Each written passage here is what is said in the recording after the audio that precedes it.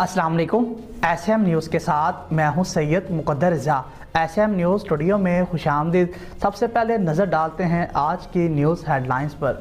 वज़ीर आज़म शहबाज शरीफ 2 रोज़ा सरकारी दौरे पर कतर रवाना। अक़वाम मुत्तहिदा की कम तरक्की याफ्ता ममालिक की कॉन्फ्रेंस में शरीक करेंगे। वज़ीर आज़म की कॉन्फ्रेंस में शरीक वफूद से मुलाकातें भी शेड्यूल हैं। सुप्रीम कोर्ट के सीनियर तरीन जज जस्टिस काजी फाइज ईसा ने रज़ाकाराना तौर पर अपने असासे जाहिर कर दिए।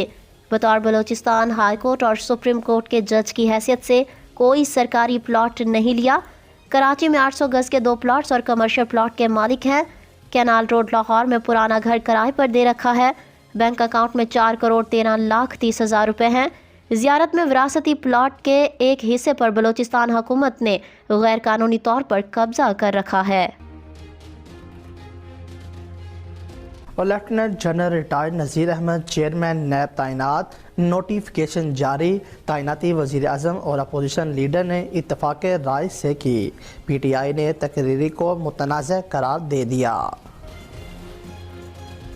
कराची में डाकुओं ने एक और जान ले ली। सोराब घोट में डकैती मुजाहिमत पर 25 साल के नौजवान को गोलियां मार दी। राशिद मिनास रोड पर डाकुओं की दीदा दिलेरी। होटल पर बैठे अफराद से मोबाइल फ़ोन और नकदी लूट ली। लाहौर कलंदर्स के एक उर्फ सॉफ्ट मरहले के लिए क्वालिफाई कर लिया। मुल्तान सुल्तान्स को 21 रन से हरा दिया। 180 रन्स के जवाब में मुल्तान सुल्तान 159 रन्स बना सकी।